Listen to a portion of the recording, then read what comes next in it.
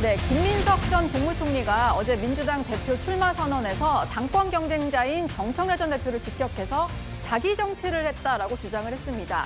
정 전 대표도 여기에 대한 입장을 밝혔는데요. 김 전 총리가 재차 반박하고 나섰습니다.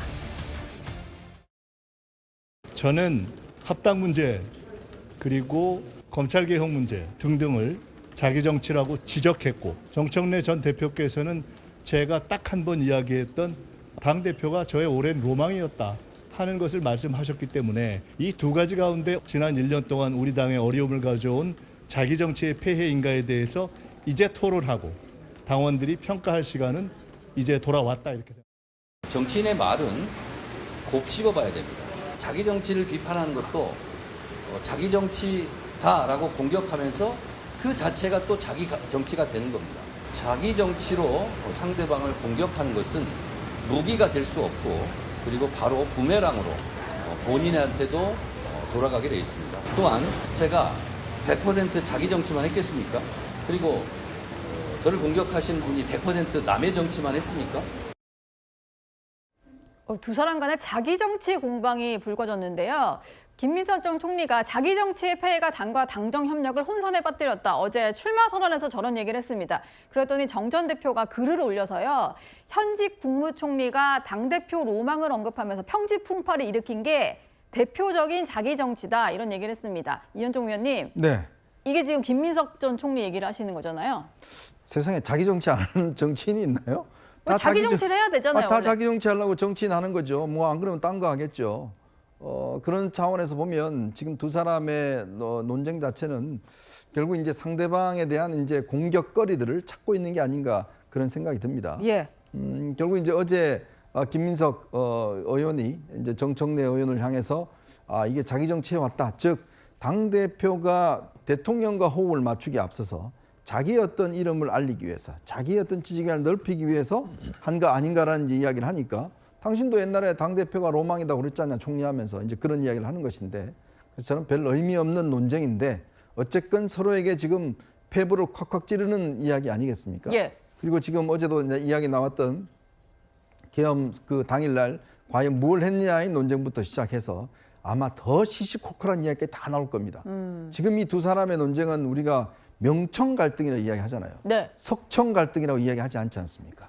언론도 그렇게 이야기하는 이유는 결국 김민석 의원의 어떤 이 자체의 어떤 논쟁보다는 이 뒤에 이재명 대통령이 있다는 걸 이제 언론도 인정하고 있는 부분이고, 거기에 정청래 대표가 이제 대응하고 있는 그런 부분이기 때문에, 우리가 지난 아마 그 민주당 대선에서 이제 이낙연 당시 후보와 이제 이재명 대통령이 싸울 때 그때 대장동 문제가 불거졌지 않습니까? 예. 그게 지금도 두고두고 이제 문제가 되듯이 지금의 민주당 내의 어떤 경쟁은 거의 사생결단한 상황이 아닌가.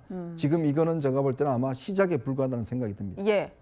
그러게 말입니다. 아직 출마 선언도 다 마치지 않은 상황인데 이렇게 거대한 공방이 벌어지고 있습니다. 여기에 정청래 전 대표와 가까운 의원들이 참전하면서 파장은 더 커지는 상황입니다. 이성윤 의원 같은 분이 민주당 의원과 계엄 선포 직전에 통화를 하셨다고 하는데, 그럼 즉시 국회를 오셨어야 되는데 왜 안 오셨느냐? 계엄이 일어날 거라고 하는 내용을 마치 직전에 전화 통화를 해서 들었는데 안 간 것처럼 이런 식으로 하셔서 저건 명백한 허위 사실인데 어떻게 법을 하고 검찰 출신인 분이 저렇게 하나? 저건 허위 사실에 의한 명예훼손일 때 명백하게 팩트가 틀린 부분이고 아마 저한테 사과해야 될 겁니다. 명백한 허위 사실로 본인을 명예훼손했다, 이런 얘기를 했고요. 김민석 전 총리 오늘 또 이 얘기도 했습니다. 국민의힘에서 누가 얘기하는 줄 알았다. 대장동 때를 보는 것 같다라고 했는데요. 이게 다 촉발이 된 게 이성윤 의원이 왜 해제 표결에 참여를 안 했냐, 감기약 드셨다는데 감기약 성분이 뭐냐, 이런 글을 올리면서 촉발이 된 겁니다. 추진문 교수님, 네.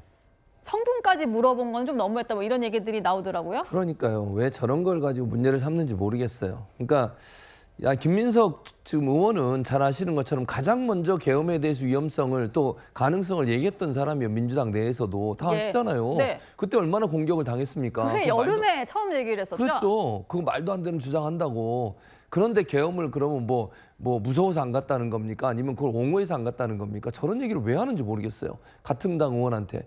그러니까 아무리 자기가 지지하고 자기가 뭐 후원하는 그런 정청래 의원을 당선시키기 위해서 한다 하더라도 저런 얘기까지 할 필요가 있었나 하는 생각이 듭니다. 네. 그러니까 김민석 의원이 이미 해명을 했잖아요. 감기약 먹고 이제 잠이 들어가지고 결국 연락을 못 받았다고 얘기를 하던데 저런 문제처럼 이렇게 지역적인 문제 가지고 상대를 공격하면서 끌어내리게 하고 깎아내리게 하는 것이 민주당 전체에 무슨 도움이 되겠습니까? 그러니까 그 얘기를 하는 거 대장동대 본다는 것도 마찬가지잖아요. 같은 당내에서 문제를 제기했던 게 결국은 전체 선거판에 영향을 미치는 영향까지 오게 되는 거 아니겠습니까? 예. 좀 정책 경쟁 좀 하시고 저런 지역적인 문제 가지고 싸우면서 서로 물어뜯기 하는 거 하지 않았으면 좋겠습니다.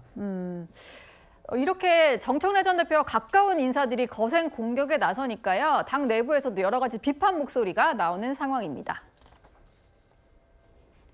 과거를 가지고 무슨 경쟁을 하겠다는 건지 모르겠어요. 국민들이 요구하는 시대 정신, 네. 당원들이 요구하는 시대 정신과 전혀 맞지 않다고 생각합니다. 이번 전대에서 뽑힌 지도부가 이재명 정부의 성공을 뒷받침해야 될 시기거든요. 예. 그런데 25년 전에 있었던 일 가지고 후보를 폄훼하고 공격하는 것은 지금 이 전대가 어떤 전대인지 네. 예, 그 시대 정신을 망각했다고 생각합니다. 네거티브 안 한다. 네. 그런데 네거티브 하고 있잖아요. 그러니까 표리가 부동한 거예요. 더 강한 톤으로 정청래 전 대표의 측근들이 세게 김민석 전 총리에게 공격을 하잖아요. 이것은 더 나쁜 거예요. 그리고 정치를 하다 보면 누구나 과거가 다 깨끗하면 좋은데 그러지 않는 것도 많아요. 파묘를 하고 있다라고 하면서 좀 비판적으로 얘기를 했습니다. 사실 정청래 전 대표가 어제 네거티브하지 않겠다라고 하는 상황에서 주변에 가까운 인사들이 이런 얘기를 하다 보니까 좀 당내에서 비판이 나오는 건데요. 한 명 더 있습니다. 이성윤 의원뿐만이 아니라 최민희 의원은요. 김민석 전 총리를 향해서 2002년에 탈당한 것은 노무현 전 대통령이 아닌 정몽준 당시 후보를 위한 거였다. 이런 얘기를 했고 또 조국혁신당과의 합당 문제가 한창 돌아다닐 때요. 여러 가지 문자를 주고받은 사람 본인 아니냐 뭐 이런 얘기를 했습니다. 윤기찬 부위원장님, 최민희 의원이 지금 김민석 전 총리 저격에 상당히 좀 열심이시더라고요. 최민희 의원의 저런 이제 갈등 구도 만드는 부분은 나름 전략적이죠. 지금 이제 갈등 구도 하에서 움직이는 거거든요. 그러니까 친노 세력을 안기 위해서 또는 도움을 받기 위해서 하는 거고. 예. 지금 아직까지 출마 선언 안 한 분도 계시지만 출마 선언 한 사람들 주변에는 그분의 당선을 위해서 그분의 당선이 곧 나의 정치 생명의 존속 내지 연장이기 때문에 실제 총력전을 하는 거고요. 어떤 일이 없어도 아마 다른 일이 있더라도 무조건 다 공격하고 방어할 거예요. 지금 뭐 어쩔 수 없는 겁니다.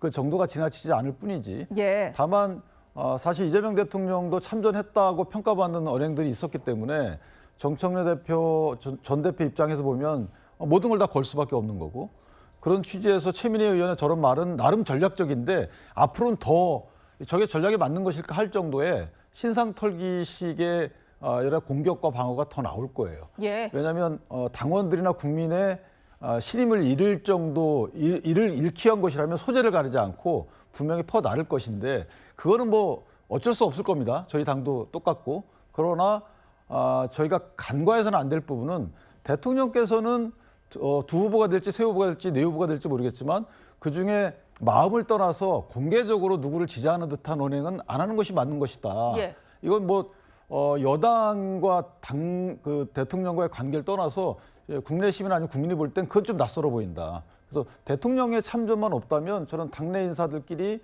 저렇게 치고받고 하는 부분은 늘 있어왔던 거고 분명히 말은 명분 삼아 여러 가지 얘기를 하지만 실체는 내가 원하는 사람이 당선돼야지 내 정치적 앞길이 열린다. 뭐 이런 구도 이상 이하도 아니다. 저는 이렇게 생각합니다. 예. 그리고 오늘 전당대회 준비위원회가 의결을 한 사항이 하나 있습니다. 보통은 결선 투표로 치러질 거다라고 많이 생각을 했을 텐데요. 당대표 선호 투표제를 도입을 한다고 합니다. 뽑을 때 뭐 지금 현재로서 뭐 3명 정도 같은데 더 추가될 수도 있겠죠. 그러니까 투표 시에 당원들이 1, 2, 3, 4순위를 명기를 하는 거라고 하거든요. 성취윤 부대변인께 좀 여쭤보겠습니다. 네. 좀 복잡해 보이는데 1순위 개표에서 과반이 안 나오면 최종 마지막에 이제 꼴찌 후보는 떨어뜨리고 2순위로 다시 한번 집계를 해보고 뭐 이런 식이 되는 거죠? 그러니까 그 떨어뜨린 후보, 그러니까 1, 2등은 올라가고 1, 2등은 남고요. 3등, 뭐 4등 될 수도 있습니다. 지금 당대표 도전자가 더 많은 상황이기 때문에요. 그 꼴등한 사람의 2순위 표를 더합니다. 그랬을 때 과반이 나오면 종료. 만약에 또 안 나오면 3등한 후보에 또 2순위 표를 더합니다. 그거 안 되면 뭐 또 그다음에 3순위, 이런 식으로 하는 거거든요. 이렇게 할 경우 사실상 결선 투표의 효과를 볼 수 있는데 일단 비용을 줄일 수 있고요. 왜냐하면 투표를 한 번만 하기 때문에요. 그리고 투표율이 결선 투표 때 에이 내가 좋아하는 사람 떨어졌네 하고 투표를 2차 투표 때 참여를 안 할 수가 있잖아요. 예. 이렇게 하면은 투표율 저하를 막을 수가 있죠. 1차 투표 때 다 투표를 해버리니까요. 그리고 후보가 만약에 4명까지 된다. 그러면은 선호 반영률을 높일 수가 있습니다. 이 말이 뭔 말이냐면 결선 투표를 할 경우에는 내가 지지하는 2순위 후보가 결선 투표 안 올라가면은 내 1순위 다음에 바로 3순위나 4순위를 또 뽑을 수밖에 없게 되거든요. 근데 선호 투표를 하게 되면 나의 1순위, 2순위 선호를 하나하나 다 반영을 할 수 있기 때문에 좀 더 유미 있는 투표라고 평가를 받습니다. 근데 제가 궁금한 것은요. 지금 보니까 정청래 전 대표 지지하는 커뮤니티에서는 요거 가지고 난리가 났더라고요. 이게 뭔가 정 전 대표에게 불리할 수 있다 이런 얘기들을 하는 것 같아요. 그거는 제도를 이해를 조금 덜 하신 게 아닌가. 사실상 결선 투표제와 똑같은 효과를 내기 때문에 아마도 지금 뭐 예를 들면 송영길 후보나 뭐 김민석 후보를 지지하는 분들을 결선 투표로 가면은 그 한 사람에게 몰아줄 것이다. 요 말씀들을 하시잖아요. 네. 이거는 결선 투표제 방식을 하든 선호 투표제 방식을 하든 똑같이 반영이 되는 겁니다. 그렇기 때문에 선호 투표제를 하면 더 반영이 된다 이런 건 없습니다. 그렇기 때문에 사실상 같은 제도의 효과를 내는 거기 때문에 그거는 좀 오해가 있는 게 아닌가 생각이 듭니다. 예. 근데 이게 왜 그러냐 하면 이제 만약에 이제 송영길 후보가 3등을 했다고 쳐요. 그러면 송영길과 김민석은 어떤 면에서 그 지지자 입장에서 보면 두 사람은 성향이 친명이잖아요. 그러면 그 사람을 2등으로 할 가능성이 높잖아요. 네. 그죠? 그렇게 서로 되면 상대 후보를 2등으로. 그렇죠. 2등을 할 가능성이 높으니까. 이제 그렇게 될 경우에 이 송영길 후보가 만약에 떨어졌을 경우에 그건 가상입니다. 그건 결과가 아니라 그 2등이 김민석 후보가 많을 수가 있잖아요. 그러면 이제 김민석 후보에게 유리한 구도가 이제 된다는 게 아마 정청래 지지자들의 어떤 반발의 이유일 겁니다. 예. 뭐 나중에 결선 가도 어쨌든 엎쳐질 표다 이런 얘기도 있는 것 같은데 아무튼 민주당 지지자들 사이에서는 여러 가지 경우의 수를 좀 따지고 있는 그런 상황입니다.